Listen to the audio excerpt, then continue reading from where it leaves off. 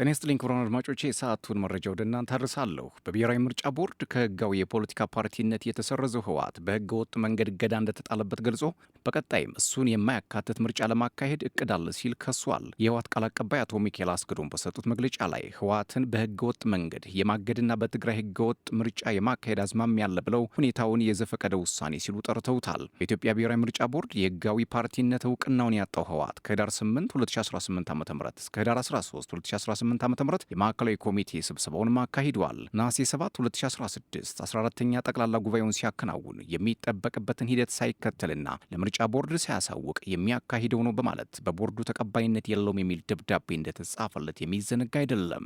ከማዕከላዊ ኮሚቴው ስብሰባ መጠናቀቅ በኋላም የፓርቲው ቃል አቀባይ አቶ ሚካኤል በሰጡት መግለጫ በትግራይ ህገወጥ ምርጫ የማካሄድ ፍላጎት እንዳለ ገልጸው ይህም ህወሓትን ኢላማ በማድረግ ህዝቡን ለማጥቃት እንደሆነ ተናግረዋል። ቃል አቀባዩ ከህወሓት ህጋዊ ሰውነት መሻር በተጨማሪ ከኤርትራና ከፌዴራል መንግስት ጋር ስላለው ግንኙነት እንዲሁም ስለ ተፈናቃዮች ጉዳይ ተጠይቀዋል። በ14ኛው የህወሓት ጠቅላላ ጉባኤ ላይ የተላለፉ ውሳኔዎች ትግበራ በማዕከላዊ ኮሚቴው መገምገማቸውንም ገልጸዋል። ከከፍተኛ የፓርቲው አመራሮችና ከአባላቱ እንዲሁም ከብሔራዊ ምርጫ ቦርዱ ተገቢውን ሂደት የተከተለ አይደለም የተባለው የህወሓት 14ኛ ጉባኤ አወዛጋቢ እንደነበር ይታወቃል። ጉባኤው በህወሓት ሊቀመንበርና በምክትሉ በሚመሩ የድርጅቱ አባላት መካከል ክፍፍልን ፈጥሮም ነበር። የህወሓት ጠቅላላ ጉባኤ መካሄድ መጀመሩን ተከትሎ የቀድሞ የመንግስት ኮሚኒኬሽን ጉዳዮች ጽህፈት ቤት ሚኒስትር ለገሰ ቱሉ የሁለት ዓመቱን ጦርነት ያስቆመውን የፕሪቶሪያ ስምምነትን የሚጥስ ነው ማለታቸው አይዘነጋም። በ14ኛው አወዛጋቢ ጉባኤ ላይ በወቅቱ የድርጅቱ ምክትል ሊቀመንበር የነበሩት አቶ ጌታቸው ረዳን ጨምሮ 17 የማዕከላዊ ኮሚቴ አባላት፣ የድርጅቱ ቁጥጥር ኮሚሽን፣ አብዛኞቹ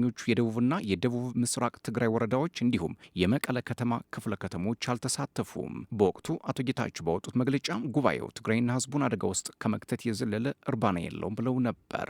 ከፕሪቶሪያ ስምምነት በኋላም ከአሸባሪነት መዝገብ የወጣው ህወሓት ከህጋዊ ፓርቲነት ምዝገባ ተሰርዟል። ከትግራይ ኃይሎች ተነጥለው የወጡትና በተለምዶ ሀራ መሬት ወይም ነጻ መሬት ተብለው የሚጠሩ ታጣቂዎች በህወሓት ኃይሎች ላይ ጥቃት ሰንዝሯል በሚል መከሰሳቸውም ይታወሳል።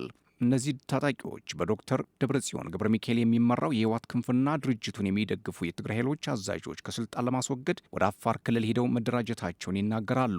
የትግራይ ክልል ከአፋር ክልል ጋር በሚዋሰንባቸው አካባቢዎች እንደሚንቀሳቀሱ ከሚነገርላቸው ታጣቂዎች ጀርባ ያለው የፌዴራል መንግስቱ ነው ሲል ህወሓት መክሰሱም አይዘነጋም። የህወሓት ማዕከላዊ ኮሚቴ ጉባኤ የተካሄደው በክልሉ ውጥረት በነገሰበት ወቅት ነው። ባለፉት ወራት በትግራይ ኃይሎች፣ በነጻ መሬት ታጣቂዎችና በፌዴራል መንግስቱ ኃይሎች መካከል ደግሞ ትግራይ ውስጥ ግጭት ሊቀሰቀስ ይችላል የሚል ስጋት ፈጥሯል። ጥቅምት 2018 ዓ.ም ላይ የአፋር ክልል መጋሌ ወረዳ ዋና አስተዳዳሪ የትግራይ ኃይሎች በወረዳው ቶንሳ ቀበሌ ላይ በከፈቱት ጥቃት ወደ 15 ኪሎ ሜትር ዘልቀው መግባታቸውና 6 መንደሮች መቆጣጠራቸውን መናገራቸው የሚዘነጋ አይደለም። በወቅቱ የኢትዮጵያ መንግስት የድሮን ጥቃት በመፈጸም በትግራይ ኃይሎች አባላት ላይ ጉዳት ማድረሱን ህወሓት ገልጿል።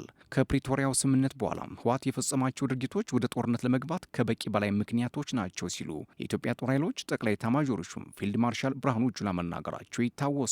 በፓርቲው ከፍተኛ አመራሮች መካከል የተፈጠረን ሰፊ ልዩነት ተከትሎ የፓርቲው ሊቀመንበር ደብረጽዮን ገብረ ሚካኤል ጉባኤ ረግጦ ወጥቷል እየተባለ በማህበራዊ ሚዲያ ሲነገር ቆይቷል። ሆኖም ግን የህወሓት ቃል አቀባይ ሐሰት ነው ሲሉ አስተባብለዋል። በማዕከላዊ ኮሚቴ ስብሰባው ላይ መወያያ አጀንዳ የሆነው በ14ኛው ጉባኤ ላይ የተላለፉ ውሳኔዎች አፈጻጸም እንደሆነም ጠቅሰዋል። በቀድሞ የትግራይ ክልል ጊዜያዊ አስተዳደር ፕሬዝዳንት አቶ ጌታቸው ረዳ የሚመራ ቡድን የሀገር ክህደት ፈጽሟል ሲል ህወሓት በተደጋጋሚ ከሷል። አሁን ላይ በዚህ ቡድን የደረሰውን ጉዳት ለመጠገን እየሰራ እንደሚገኝ ፓርቲው አስታውቋል። የህዝባችን አንድነት ለማወክ በጎጠኝነትና በኋላ ቀርነት ጥረት ቢደረግም ስለ አንድነት ውይይት ተደርጓል ብለዋል ቃል አቀባዩ። ከደብረ ጽዮን ቡድን ጋር ከፍተኛ መቃቃር ውስጥ ገብተው የቆዩት አቶ ጌታቸው ከ2 ዓመት የትግራይ ክልል ጊዜያዊ አስተዳደር ፕሬዝዳንትነት ቆይታ በኋላ መጋቢት 2017 ዓ.ም ስልጣናቸውን ለመከተላቸው ሌተናንት ጀነራል ታደሰ ወረደ ማስረከባቸው የሚዘነጋ አይደለም። ተጨማሪም አቶ ጌታቸው ከበርካታ የህወሓት ከፍተኛ አመራሮችና አባላት ጋር በመሆን ስምረት የተባለ ተቃዋሚ ፓርቲ መስርተው በሊቀመንበርነት እየመሩ ነው።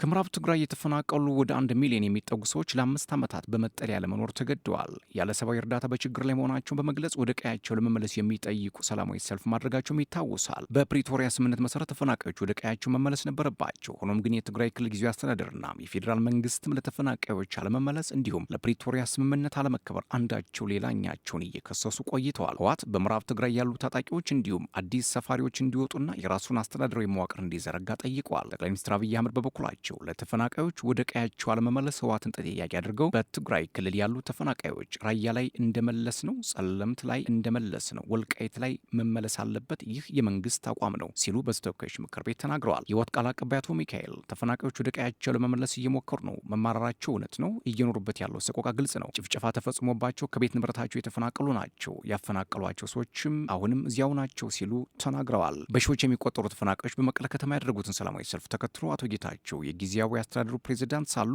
በጦርነት ምክንያት ተፈናቅለው በችግር ላይ ባሉ ሰዎች ሁኔታ ውስጥ የክልሉ ጊዜ አስተዳደር አንዱ ተጠያቂ መሆኑን ተናግረዋል። በአቶ ጌታቸው ረዳ ይመራ የነበረው ጊዜ አስተዳደር አላሳካቸውም ከሚባሉት መካከል አንዱ የተፈናቃዮች አለመመለስ ነው። ከትግራይ ክልል ተወክለው የፕሪቶሪያ ስምምነት ተፈራራሚ ከነበሩት መካከል አንዱ የሆኑት አቶ አሰፋ ብርሃ እንደተናገሩት ተፈናቃዮችን በማስመለስ ረገድ ዋናው ኃላፊነት የፌዴራል መንግስት መሆኑን አስምረውበታል። ህወሓት ከኤርትራ መንግስት ጋር እየሰራ ነው የሚሉ የፌዴራል መንግስት ክስ መሰማት ከጀመረም ሰነባብቷል። አቶ ሚካኤል ግን ስለ ጉዳዩ ጭምጭምታ ይሰማል። ሆኖም በፓርቲም በመንግስትም ደረጃ ከኤርትራ መንግስት ጋር ግንኙነት አልተጀመረም ሲሉ ሐሰት ነው ብለዋል። የኢትዮጵያ ውጭ ጉዳይ ሚኒስትር ለመንግስታቱ ድርጅት በጻፈው ደብዳቤ የኤርትራ መንግስትን ህወሓት ጽምዶ በሚል ጥምረት ኢትዮጵያ ላይ ጦርነት ለመክፈት እየሰሩ ነው ብሎ መክሰሱ ይታወሳል። ይህንን ክስ ህወሓትም የኤርትራ መንግስትም አስተባብለውታል።